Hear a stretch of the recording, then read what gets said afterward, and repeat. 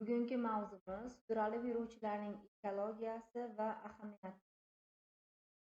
Sudralib yuruvchilarning oziqlanishi, ko'payishi, yashash sharoitlariga himoyaviy moslanishlari haqida suhbatlashamiz. Sudralib yuruvchilarning vakillari nam tropiklardagina emas, balki harorati ancha yuqori bo'lgan sahrolarda ham tarqalgan.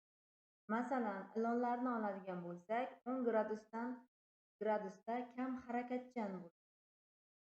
+6, +8 gradusda esa harakat qilmay qo'yadi.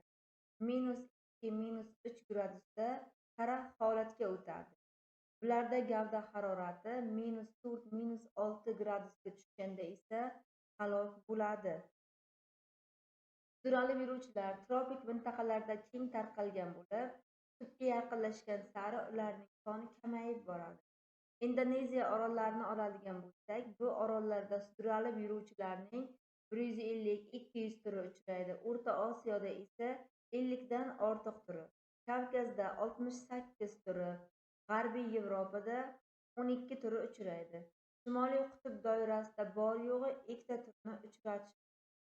Ya'ni bu turlarga odatdagi qora ilon va tektog'ar kaltakesaklarni misol keltirish bo'ladi. Yuqori harorat ham reptiliyalarga yomon ta'sir qiladi. Masalan, qum yumaloqbosh kaltakesagi O'rta Osiyo cho'llarida 46-48 gradus issiqda o'zini yomon his etadi va nafasi qisilib, pastroq haroratni izlashi kuzatiladi. Kashgarov qum yumaloqboshi kaltakesagini 55 gradusda issiq qumda 4 minutgacha chidaganini va keyin nobud bo'lganini tajribalar asosida kuzatildi. Sudralib yuruvchilar, ya'ni reptiliyalarni yashash sharoiti va tarqalishiga qarab quyidagi ekologik guruhlarga bo'lish mumkin. Quruqlikda yashovchilar, yer ostida yashovchilar, suvda yashovchilar va daraxtda yashovchilar. Hozirgi vaqtda esa sudralib yuruvchilar orasida havoda uchib yuradigan turlari yo'q. Reptiliyalarning ko'pchiligi asosan quruqlikda yashaydi. Quruqlikda har xil yashash sharoitlari mavjud. Shuning uchun ham ular tuproqda, qumda, toshli sahrolar, o'rmon, botqoqliklarda uchraydi. Ko'pchiligi quyosh nuri ko'p tushadigan o'simliklar qoplami siyrak bo'lgan joylarda tarqalgan bo'lishi mumkin. Sudralib yuruvchilarning harakati ham xilma-xil bo'ladi. Ba'zilari yerda sudralib harakat qiladi. Shuning uchun ham ularga sudralib yuruvchilar deb nom berilgan. O'zini nomini to'laqonli oqlaydi. Bularga timsohlar, echkemarlar, ko'pgina kaltakesaklarni olishimiz mumkin. Ular tanasini biroz yerdan ko'tarib yuguradi. Ularning shunday turlari borki, uzoq masofaga faqat oyoqlari yordamida yugurib boradi. Masalan, iguanalarni, agamalarni olish mumkin. Avstraliyada yashaydigan plashli akulalarni misol keltirish mumkin. Sahrodagi kaltakesaklar esa tanasini yuqoriga ko'tarib, og'irligini orqa oyog'iga tushirib harakatlanadi. Chunki bu sharoit shuni taqozo etadi. Ularni o'sha tanasida issiq qumga tegmasligi uchun shunday qiladi. Ko'chma qumli sharoitlarda yashaydigan sudralib yuruvchilar esa shoxli tishlari, ya'ni o'tkir tirnoqlari bo'ladi. Bunday guruhlarga esa agamalarni, gekkonlarni, iguana va kaltakesaklarni kiritish bo'ladi. Gekkonlarning bitta turida Palmatogisko rangi barmoqlarida esa teri suzgich pardasi bo'ladi. U Sharqiy Afrikaning qumli sohillarida yashaydi. Qumli sahrolarda yashaydigan ayrim tur reptiliyalar tanasi yapaloqlashgan bo'ladi. Misol uchun, Meksikada yashovchi iguanalarning tanasi esa diskga o'xshaydi. O'rta Osiyo yumaloq bosh kaltakesagi ham qumli sahroga yashashga moslashgan. Reptiliyalar o'simliklar ko'p bo'lgan o'rmonlarda, chakalakzorlarda ham yashab, shu sharoitga moslanishga harakat qiladi. Bo'g'ma ilonlar, ko'r ilonlar orqa oyoqlari rudimenti bor. Bu kaltakesaklar esa oyoqsiz bo'ladi va bularga urchuqlilar va sariq ilonlarni kiritish mumkin bo'ladi. Sudralib yuruvchilarning ayrim turlari yer ostida hayot kechiradi. Ular yerni kavlab, o'zlariga uya yasaydi yoki yer yoriqlariga kirib yashaydi. Ko'r ilonlarni, cho'l toshbaqalarini, ayrim to'garakboshlarni kiritishimiz mumkin bo'ladi. Yer ostida yashovchi reptiliyalarning gavdasi cho'zinchoq, ilonsimon, qisman yoki butunlay orqa oyoqlari rudimentlashgan bo'ladi. Tangachalari silliq yoki tangachalari bo'lmasligi ham mumkin. Ko'zi ham yaxshi rivojlanmagan yoki reduksiyaga uchragan ko'r ilonlarni misol keltiraman. Yumaloqbosh kaltakesaklarda esa qumni boshqacha harakatlanib qaziydi. Ularning yon tomonida yapaloqlashgan tanasida teri ipchalari bo'lib, tangachalariga tegib turadi. Dushmandan qochganda esa yerga qattiq yopishib olib, tanasini dam o'ngga, dam chapga buradi va natijada tezlik bilan qum ichiga kirib ketadi. Daraxtda yashovchi sudralib yuruvchilarda esa daraxt shoxlariga va baland toshlar ustiga o'rmalab chiqadi. Xameleonlarni, turli kaltakesak, ilon, agamalarni misol keltirishimiz mumkin. Ularning ko'pchiligini barmoqlarini tagida bargsimon do'mboqchalar bo'ladi. Ba'zida bu do'mboqchalar dumi va hatto yon tomonda ham bo'ladi.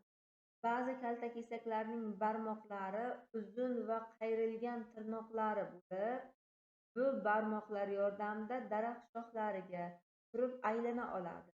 Bunga xameleonlarni misol keltirishimiz mumkin. Xameleonlarning barmoqlari qarama-qarshi joylashganligi bilan ajralib turadi. Agama va ilonlarni oladigan bo'lsak, ayrim tur ilonlar ham daraxt shoxlariga chiqa olish qobiliyatiga ega bo'ladi. Daraxtda yashovchi sudralib yuruvchilarning ayrim turlari moslashgan. Misol qilib, Zond orolidagi kurak dumli gekkonni misol keltirishimiz mumkin. Kurak dumli gekkan boshining yon tomonida tana, dum va barmoqlari orasida pardalari bo'lib, ular yordamida parashyutga o'xshab harakat qiladi. Uchar ajdarlar Draco Malay arxipelagi o'rmonlarida yashaydi. Uning bir daraxtdan ikkinchi daraxtga sakrab uchishi 20-60 metrga yetadi. Uchuvchi ajdarlar uchib yurgan hasharotlarni tutib iste'mol qiladi. Suvda yashovchi sudralib yuruvchilarning ko'pchilik turlari suvda hayot kechirishga moslashgan. Bularga dengiz toshbaqalari, dengiz ilonlarini, timsohlarni kiritish. Timsohlar ikki yon tomondan siqilgan dumi yordamida suzadi. Suzishga qisman oyoqlari ham qatnashadi. Dengiz ilonlari dumini egib suzadi. Suvdagi toshbaqalar esa boshqacha harakat bilan moslashgan. Ya'ni suzish organi vazifasini kuraksimon oyoqlari bajaradi. Dengiz toshbaqalari va suv ilonlarida halqumida ichki jabralar bo'ladi. Ba'zilarida orqa ichagida anal pufakchalar bo'lib, ular qonni suvda oksidlanishiga yordam beradi. Galapagos orolida yashovchi dengiz iguanasi esa faqat dumi yordamida suzib, oyoqlari tanasiga mahkam yopishganday turadi. Reptiliyalarning sekinligi. Reptiliyalar tinch va faollik davri sutka yoki mavsum davomida almashinishi amfibiyalarga nisbatan boshqacharoq kechadi. Ularning sekinligi yashash joyining noqulay harorat sharoiti bilan bog'liq sharoitlarga, oziq sharoitiga moslanishidir. Sutkalik sekinlik. Sudralib yuruvchilar issiqsevar umurtqali hayvonlar bo'lganligi uchun ko'pchilik mintaqalarda tirikchiligini asosan kunduzi o'tgan. Faqat gekkonlar tunda faol bo'ladi. Tropik sahrolarda esa reptiliyalarning ko'pchiligi kechasi faol bo'ladi, chunki kunduzlari issiq bo'ladi. O'rta Osiyoda esa harorat 60 gradusga yetadi. Bunday haroratda ular halok bo'ladi.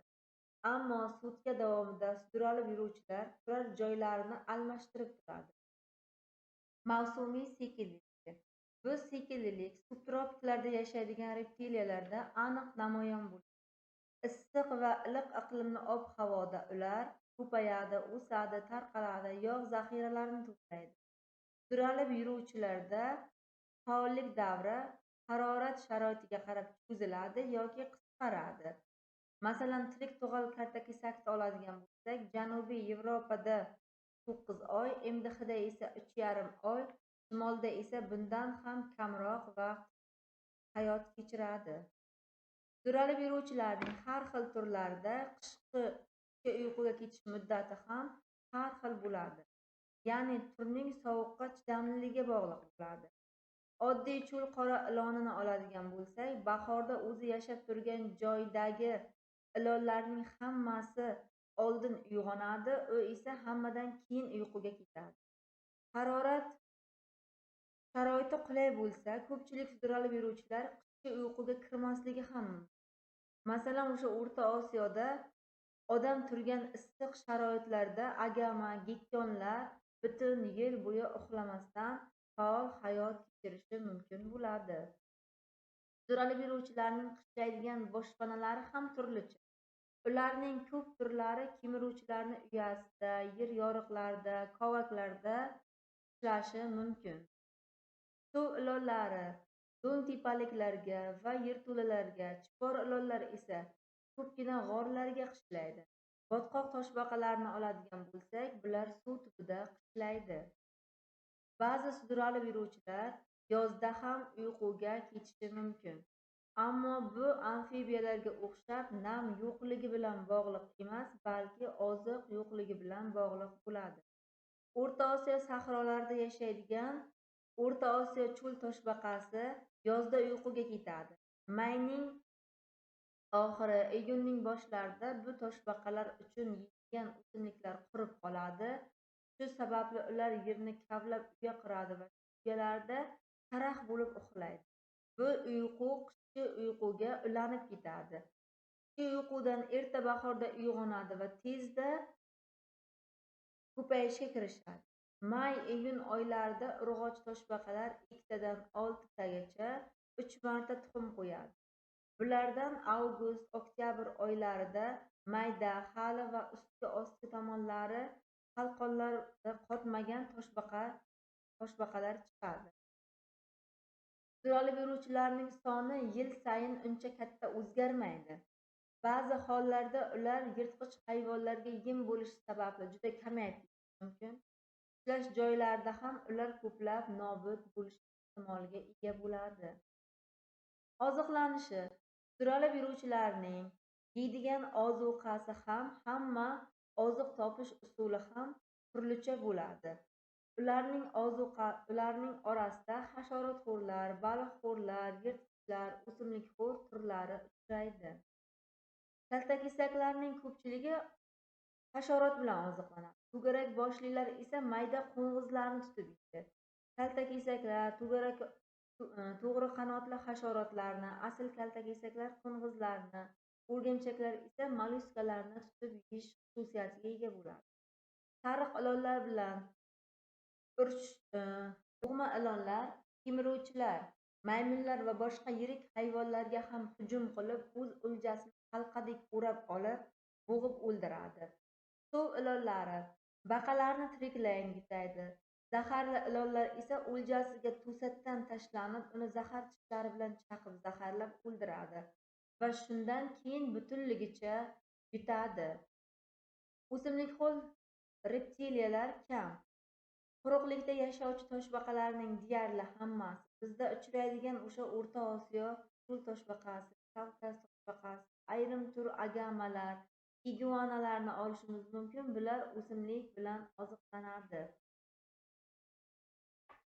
Ularni oziq qidirishi ham turlicha bo'ladi. Matrab kaltakesagini oladigan bo'lsak, qumlardan 10 sm chuqurlikka qazib hasharotlarni tutib yeydi. Ular yeganda 20 tagacha qurtni taqqos tushiradi. Qurtni o'tkir hid bilish organi orqali yer ostidan topib kovlaydi. Ilonlardan bo'g'ma ilonlar, timsohlar, suv toshbaqalari va xameleonlar avval o'ljani poylab, keyin unga tashlanish xususiyatiga ega bo'ladi. Xameleonlar daraxt shoxlarida poylab, uzun tili yordamida hasharotlarni tutib yeyish xususiyatiga ega bo'ladi. Ilonlar bilan toshbaqalar uzoq vaqt ochlikka chidaydi. Och qolganda ular faolligi sust bo'ladi. Kaltakesaklar har doim oziq topgani uchun ular yuqoridagi xususiyatlar, ya'ni oziqqa chidash xususiyati shakllanmagan. Reptiliyalarda ko'payishi quruqlikda urchib, quruqlikda rivojlanadi va ularning o'sha urchish davrida bolalari ham quruqlikka chiqadi. Sudralib yuruvchilarda urug'lanish ichki bo'ladi. Lichinkalik davri bo'lmaydi. Tuxumdan chiqqan bolalari ota-onasi yashaydigan sharoitda yashaydi. Gateriyani hisobga olmaganda barcha reptiliyalarda qo'shilish organi bor. Urchish davrida ularning faolligi ortadi. Sudralib yuruvchilar amfibiyalarga nisbatan ancha kam tuxum qo'yadi. Buning sababi o'sha sudralib yuruvchilarning ko'pchiligi nasli uchun g'amxo'rlik qilishning namoyon bo'lishi hamda qalin tuxum po'chog'ining paydo bo'lishi bilan bog'liq. Tuxum po'chog'i tuxumni mexanik ta'sirlardan, qurib qolishdan va har xil bakteriyalarning yuqishidan himoya qiladi. Barcha reptiliyalarning tuxumlari usti tomondan tolali qobiq bilan qoplangan. Bunday tolali qobiqqa kalsiy tuzlarining shirilishi natijasida ohak po'chog'i hosil bo'ladi. Timsohlar va toshbaqalarda yana embrional rivojlanishni ta'minlovchi suv zaxirasi bo'lgan oqsil qobiq ham bo'ladi. Reptiliyalarda tuxum yo'lining ayrim qismlaridan hosil bo'ladigan tolali va oqsil qobiqdan tashqari nihoyatda katta ahamiyatga ega bo'lgan amnion, sirroz, allantois qobiqlari ham hosil bo'ladi. Bu qobiqlar embrion qobiq deyiladi. Boshlang'ich rivojlanish davrida embrion sariqdomga botgan bo'ladi. Embrion bosh qismining oldingi tomonida amniotik qavat paydo bo'ladi. Bu qavat orqaga qarab o'sib, embrionga tushadigan va amnion bo'shlig'ini suyuqlik bilan to'ladi. Sudralib yuruvchilar 20 tadan 30 tagacha. Asosan shuncha. Timsohlar, toshbaqalar esa 50-100 tagacha tuxum qo'yishi mumkin. Bir yilda bir necha marta bitta, ikkitadan tuxum qo'yish xususiyati kichik kaltakesaklarga xos bo'ladi. Ko'pchilik sudralib yuruvchilar tuxumlarini yaxshi isiydigan tuproqqa qo'yadi. Ayrim turlari tuxumlarini qoyalarning yoriqlariga, daraxt po'choqlari ostiga qo'yadi. Timsohlar esa yerda kovlagan uyalariga qo'yib, ustini barg va o'simlik qoldiqlari bilan berkitib qo'yadi va urg'ochlari tuxumlarni qo'riqlaydi. Echkemarlar, ilonlar, kapchalon, bo'g'ma ilonlar tuxumlarini qo'riqlaydi. Bo'g'ma ilonning urg'ochisi esa uyadagi tuxumlarni gavdasi bilan o'rab olib qo'riqlash xususiyatiga ega bo'ladi. Tuxumni rivojlanishi ham bir nechta tashqi muhit omillariga bog'liq bo'ladi. Masalan, harorat. Bularning o'sha reptiliyalarning rivojlanishi +12-15 gradusda rivojlanadi. +40-+42 gradusda esa tuxumlar halokatga uchraydi. Sahroda sudralib yuruvchilarning tuxumlarini soya joylarga, chuqurliklarga qo'yadi. Bizda yashaydigan sudralib yuruvchilarning tuxumi esa 2-3 oy davomida rivojlanadi. Sudralib yuruvchilar vaqti bilan tuxum qo'yadi. Masalan, ilonlar 1 yilda 1 marta, gekkonlar 2 marta, kaltakesak, toshbaqalar esa 3-4 martagacha tuxum qo'yishadi. Ularning tuxumlari yumshoq pardali bo'lib, tashqi muhit bilan moddalarni almashtirish imkoniyatini saqlab qoladi. Toshbaqa timsohlarda bu hodisa bo'lmaydi. Tirik tug'ishning asosiy sababi urug'langan tuxumlarning tuxum yo'lida to'xtalib qolishidir. Bu yerda tuxum qisman rivojlanadi. Masalan, tez kaltakesaklarning tuxum yo'lida 15-20 kun to'xtalib qoladi va tuxum ustida qisman embrion rivojlanadi. Oddiy suv lollarning tuxum yo'lida 1 oy davomida to'xtalib qoladi. Natijada uning qo'ygan tuxumidan yarim rivojlangan embrion bo'ladi. Boshqa turlarda esa embrion tuxumni yorib chiqquncha tuxum yo'lida tutilib turadi. Masalan, qora ilonlarda, tirik tug'ar kaltakesaklarda olish ularni o'sha tuxum qo'yishi bilan ulardan tirik bola chiqadi. Bu hodisani tuxumdan tirik tug'ish deyish mumkin. Chunki embrion ona organizmi hisobiga o'smasdan, balki tuxumdagi zaxira oziq moddalar hisobiga o'sadi. Ayrim tur sudralib yuruvchilarda chinakam tirik tug'ish hodisasini ham kuzatish mumkin. Sinklar va ba'zi bir kaltakesaklarda tuxumdagi tolali pardalar reduksiyalanib ketadi va tuxum yo'lining bir qismi xor yonga tegib turadi. Xor yonda tuxum yo'li devoriga botib kiradigan do'mboqchalar hosil bo'lishi mumkin. Bunda tuxumdagi sariqlik kamayadi va embrion ko'p darajada ona organizmi bilan oziqlana boshlaydi. Reptiliyalarda tuxumdan tirik tug'ishning asosiy sababi iqlimning sovuqligi deb hisoblanadi. Chunki tuxum sovuqda ona tuxum yo'lida bo'lsa, o'ziga doimiy yuqori haroratli sharoitni topadi.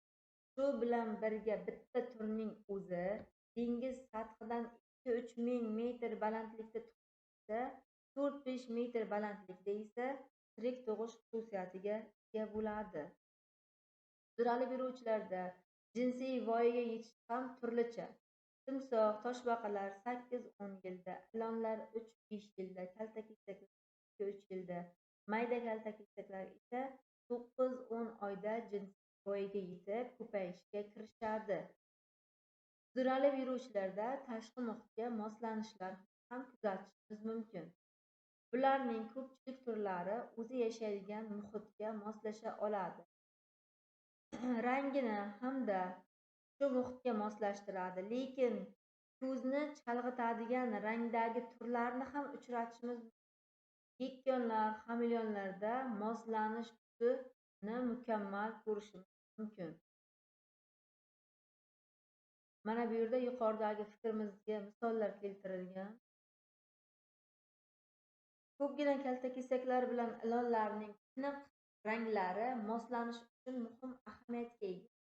Xavf tug'ilganda ular tiniq rangli joyni dushmanga ro'para qiladi. Masalan, kapcha ilon bosh qismini baland ko'tarib, bo'ynining ikki yon tomoni teri burmalarini shishirib dushmanni ko'ziga ro'para qiladi va boshqa ilonlar ham bo'ynini shishirish xususiyatiga ega bo'ladi. Agamalardan to'garak boshlilarni oladigan bo'lsak, og'zini katta ochib, tomoq xaltalarini shishiradi. Quloqli to'garakbosh og'iz burchaklaridagi teri burmalarini ko'taradi. Avstraliyada yashaydigan plashli kaltakesak esa xavf tug'ilganda mantiya ko'rinishidagi teri burmasi juda katta bo'ladi. Toshbaqalarning qalqoni ham himoya moslanishiga kiradi, lekin passiv himoya moslamasi hisoblanadi ular. Kuchli himoyalanish qobiliyatiga ega bo'lgan kaltakesaklar ham uchrab turadi. Reptiliyalarda juda kuchli himoya qobiliyatiga ega bo'lgan turlari ham uchrab turadi. Masalan, shayton bargli gekkon Madagaskar orolida yashaydigan gekkonlarning bir turi hisoblanadi. O'lik barglar yoki daraxt po'stlog'iga tahdid qilish ham ikkala strategiyasi. Xavfsiz kunduzgi yirtqichlarni, ayniqsa qushlarni kuzini tamg'alat qilish uchun juda ayyor usuldir, deb aytadi ularni o'rgangan. Bunday gekkonlar 1600-yillarda Madagaskar orolidan topilgan. Gekkonet Kertenkaya Uroplatus jinsiga tegishli 13 ta taniqli turlardan biridir. Barg dumli gekkonlarning boshlari uchburchak va uzun, yassi jismga ega. Ular jigarrang, kulrang, sarg'ish yoki to'q sariq rangda. Tabiiy muhitga parchalanuvchi barglar bilan bir xil holatga kira oladi. Gekkonning tanasi bargsimon, chetiga o'xshab egilgan, terisi barg tomirlariga tahdid qiladigan chiziqlarga ega bo'ladi. Ammo bunday gekkonlarning niqobidagi eng diqqatga sazovor narsa shubhasiz uning dumi. Ular AQShning barcha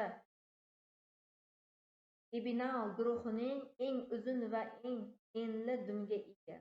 Kaltakesakning dumi nafaqat barg shakliga, balki rangiga, balki hasharotlar tomonidan tegib tashlangan chirigan barg holatiga ham kira oladi. Bir qarashda ajrata olmasligimiz aniq. Aktiv himoyalanish ayrim sudralib yuruvchilarning xulq-atvoriga ham ta'sir ko'rsatadi.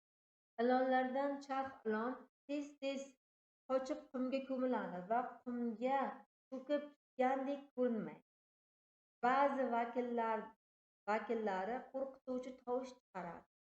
Masalan, quruqlikda yashovchi toshbaqalar. Ko'plab ilonlar baland ovoz chiqarib vishillaydi. Chaqildoq ilonlar esa dumidagi shox xaltachalarini chaqillatadi. O'zbekiston gekkon dumi bilan hushtakka o'xshash tovush chiqaradi. To'garak boshlilar va ayrim kaltakesaklarda himoya uyalari bo'lib, ular bu uyalarga kirib yashiradi. Ichkemarlar xavf tug'ilganda hujum qiladi, tishlaydi, dumi bilan esa dushmanni qattiq urish qobiliyatiga ega bo'ladi.